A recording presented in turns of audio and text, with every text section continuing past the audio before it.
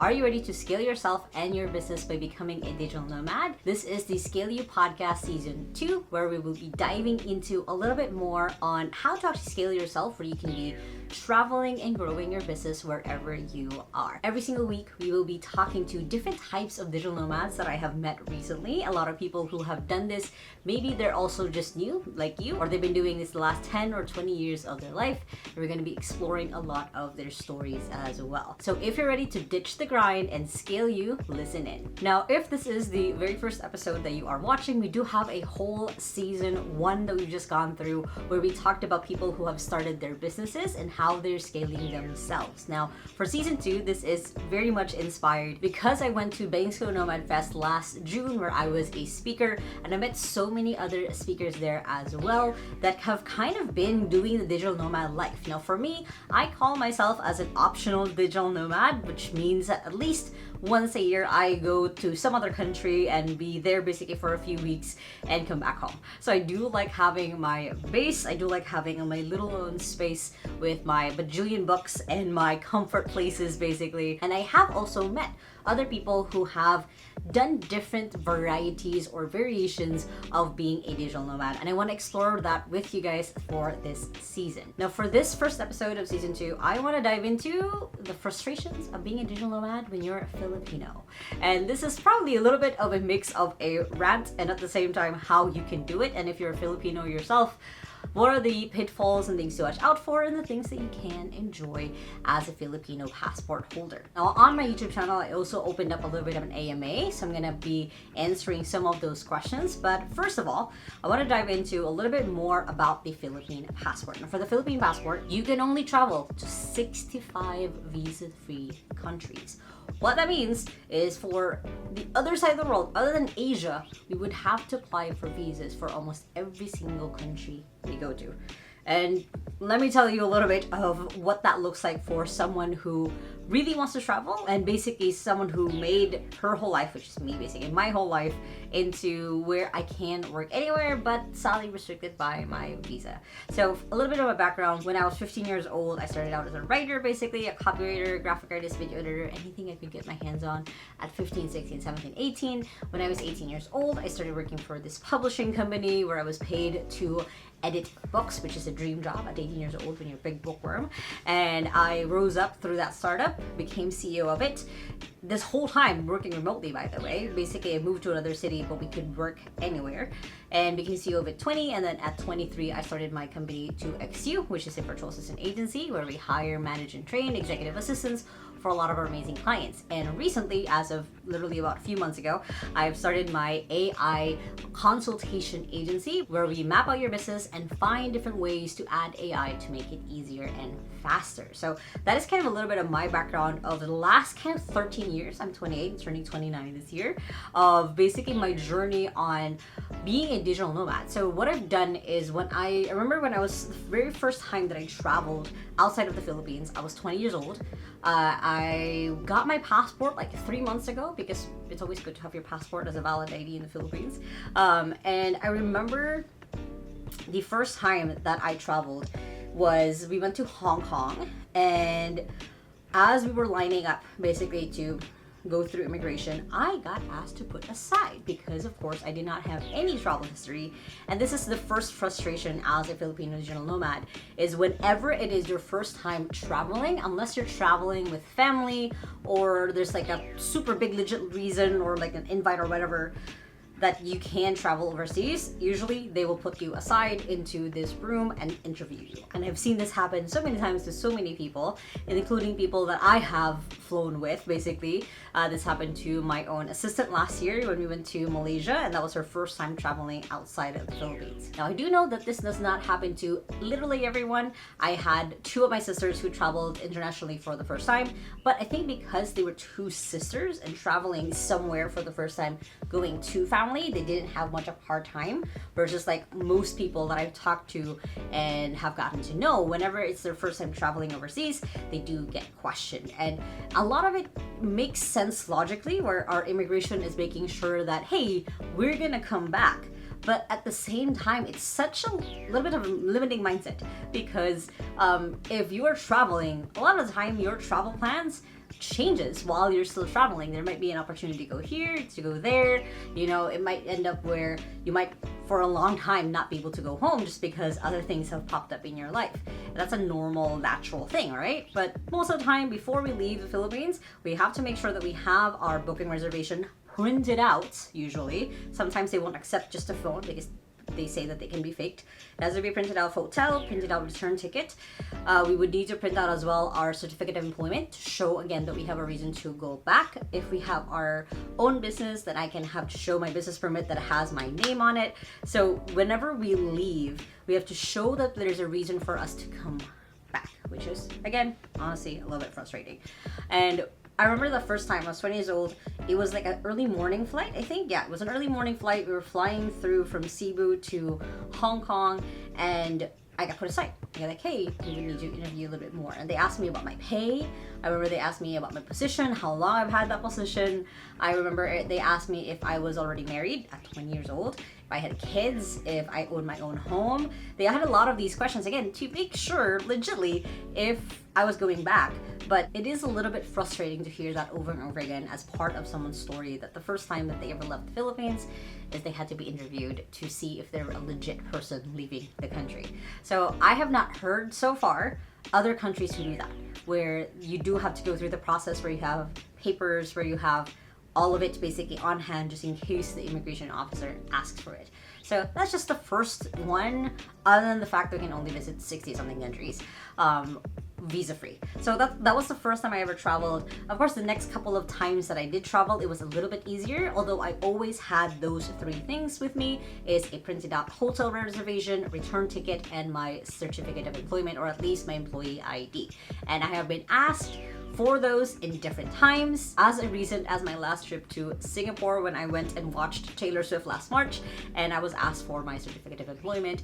And normally I don't usually get asked for it, it just really depends on the officer. So that's kind of just a little bit of a, you know, you're traveling with Filipinos on an immigration line if they have a stack of papers with them, because they're always ready to be giving the documents that the immigration might give them. So that is first part of it. It's like, even when we're traveling to visa-free countries, we still have to show paperwork, we still have to show that we're going to return, we have to show and prove basically like, hey, I'm going to come back to my own country where I have my life and family here, which again, could be better, could be easier. They do have like the app now, which makes it easier for us to input instead of having everything written on paper. We have the app basically, which is fill out when we're leaving the Philippines and arriving in the Philippines. That has gotten it easier in the last almost 10 years of doing this. So that's a little bit better. The other frustration of being a Filipino digital nomad is a little bit of just the fact that I do have to apply to a lot of places. And even when I'm traveling, I still have to apply to other places. So I'll put this into different kind of chapters. So last year, I was also invited to be a speaker for Bangso Nomad Fest. So of course, we were looking at what would be the visa that we would need to get into Bulgaria. Found out that the Bulgaria consulate is all the way in Vietnam. They don't have one in the Philippines. So we would have to go to Vietnam, stay there for 21 days, maybe even, and then basically waiting for the passport, because it would take about 15 to 21 days to be able to process the visa. So that means that's like almost a month of still paying rent here and at the same time having to sustain ourselves being in another country, and there's not even the guarantee that we would get our passport back in time. So that would also be another cause of other headaches, basically, blah blah blah. So we chose like, hey, we can actually get a Croatia visa, because if you have a Croatia visa, you can travel to Bulgaria. So okay, let's go and apply for the Croatia visa. We applied for it in April. The event was supposed to be in June. It was around June 23, I think. The event was starting June 23. It was June 20 when we found out that our visa was rejected. And we didn't, of course, know why. The only reason that they gave us on why the visa was rejected was because by the time that they processed our visa, again, we applied in April, by the time they processed our visa, it was already past the time that we said that we wanted to travel. It took them that long to be able to get to our visa, to process it, that by the time they were processing it, the dates that we said we were gonna leave, we would have already left.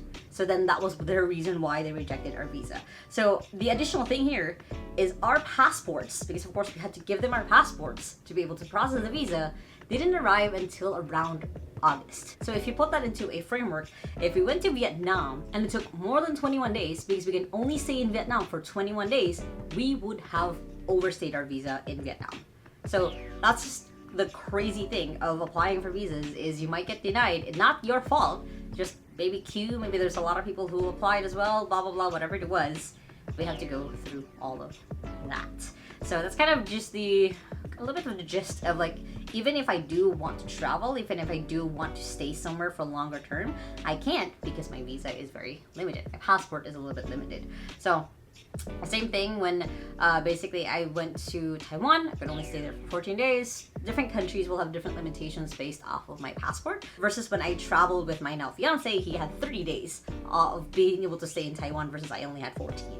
So it's just a little bit, yeah, a little bit just frustrating, a little bit like hard when you want to be a digital nomad and there's like different limitations that's out of your control. And yes, I could apply for a longer visa, but like it's just harder to do if you don't have it. Now I hope you guys are getting some insight of what it's like being a Filipino digital nomad and the frustrations that go with it. However, I do want to add a little bit of a nice little story on top, that I do know a lot of Filipinos who do this long term. That I've known a lot of people who really dedicated and went for it and have been a digital nomad for so long. They either were able to get a digital nomad visa from somewhere else, like they were able to get a residency somewhere else and that enables them to travel a little bit better, or they actually went ahead and got a second citizenship. So there are ways to get out a little bit of the frustrations of traveling with the Philippine passport. It doesn't have to be so complicated and scary, but I did want to rant a little bit of what life is like trying to be a digital nomad as a Filipino,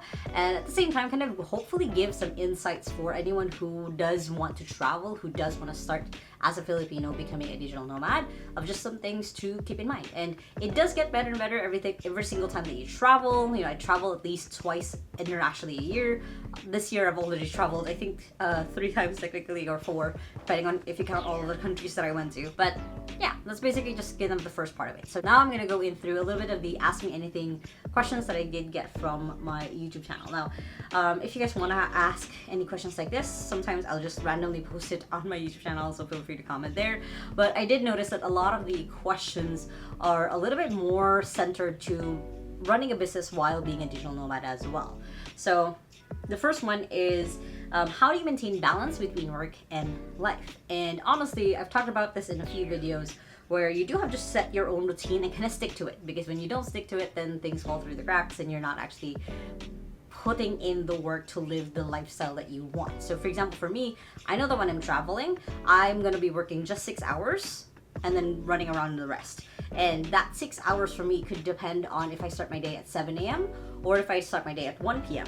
So depending on running around, plans, itinerary, I just have like, I'm working 6 hours straight, and then I might work later on in the evening, but that's more optional for me. And I let my team know, I let my assistant know basically, so that I can have that balance back and forth of making sure that I'm able to explore and look around the city that I am in or the country that I'm at, and being able to also, of course, focus on growing my own business. And another question was, what advice and tips will you give to someone who's looking to start a career in being a virtual assistant? Now, if you guys don't know, I'm also a virtual assistant coach. That's a lot of my content on YouTube.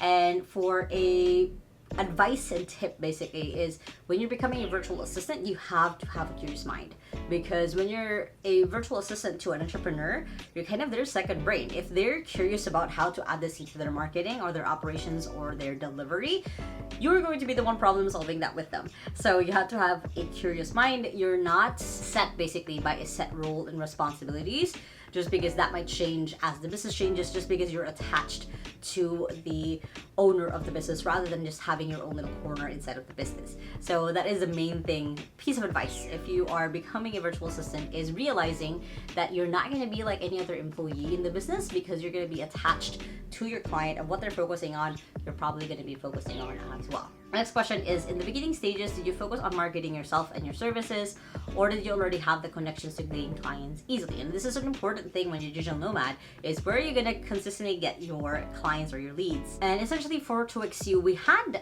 some connections, but we didn't have a lot. But because of the connections that we did have, we were able to grow that way. So I remember one of the first clients we had was someone who was in the audience when we were talking on stage in Singapore. That was kind of the first one. And then the next couple of clients that we had came from other people kind of mentioning to 𝐝𝐿𝐴 to other people. So we had referrals going for us. So we didn't really brand or market ourselves just yet, because honestly at that point we didn't have anything to brand or market just yet, because we were figuring out what our services looked like. So a lot of it was referral pushed a little bit. It's basically we kept talking about what it is that we were trying to do, what we were creating.